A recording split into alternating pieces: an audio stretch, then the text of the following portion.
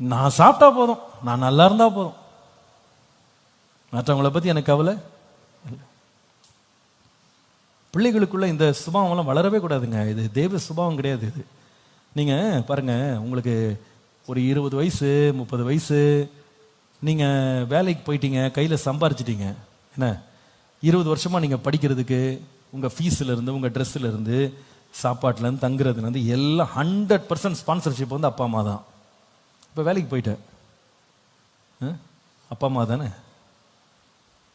ஒரு 10 ரூபாய் கொடுக்கணும்னு மனசு வர மாட்டேங்குது பாருங்களேன். அந்த அப்பா வந்து, அம்மா அப்பா எப்படி இருக்கீங்க, அம்மா எப்படி இருக்கீங்க விசாரிக்க மனசு வர மாட்டேங்குது பாருங்களேன். அன்னைக்கு உங்க அப்பா அம்மா சம்பாரிச்ச 1000 ரூபாய் வச்சு 90 ரூபாய் உனக்கு, 900 ரூபாய் உனக்கு கொடுத்துரு, 100 ரூபாயில வயிற்ற கட்டி வாயை கட்டி உன்னை படிக்க வச்சாங்க. இன்னைக்கு 90,000 ரூபாய் சம்பளம் வாங்குற. அது 90,000த்துல 1000 ரூபாய் அப்பா கொடுக்கறதுக்கு ரொம்ப வலிக்குதுங்க. சில பேருக்கு ரொம்ப கை வலிக்குது.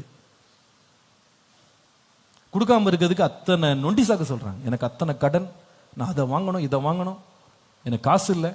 யாருக்கு? இவ்வளவு நாள் வளர்த்தாரு பாருங்க, அவருக்கு ஒரு மாசம் கொண்டு போய் இந்தாங்க வச்சுக்கோங்க, கை செலவுக்கு வச்சுக்கப்பா. கொடுக்க மனசு வருதாங்க? வருதா? இல்ல கொடுங்கன்னு சொல்லி மனைவியும் சொல்றாளா? கொடுத்துறாத, போட்டெல்லாம் கொடுத்துடக்கூடாது. அவங்ககிட்டயே போய் 1000 ரூபாய் கொடுத்த, ஐயோ அப்படின்னு அவ வேகுறா. கொடுக்க முடியலங்க, மனசு வரல.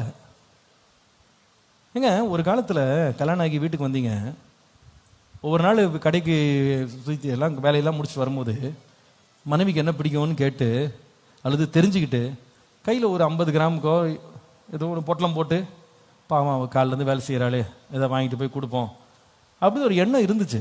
இன்னைக்கு அவளுக்கு என்ன, எல்லாம் கொடுத்துருக்கேன், நல்லா தான் இருக்கா, அவளுக்கு இதுக்கு என்னன்னு கூட கேட்கறது கிடையாது. அது ஃபுல்லாக டோட்டலாக வி ஆர் ஸோ அப்சஸ்ட். எப்படி மிச்சப்படுத்தி, எப்படி கட்டி, எப்படி இது.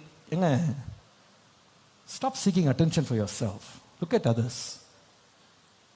அவன் தனக்கானவைகளை யோசிக்காம பிறனுக்கானவனை யோசிங்க. எப்பவுமே அட்டென்ஷனை நம்ம பக்கமே திருப்பிட்டு உட்காந்துருந்தோம்னா அது தேவனுக்கு பிரியமில்லாத ஒரு குணம். அது தேவனுடைய சுபாவமே கிடையாது.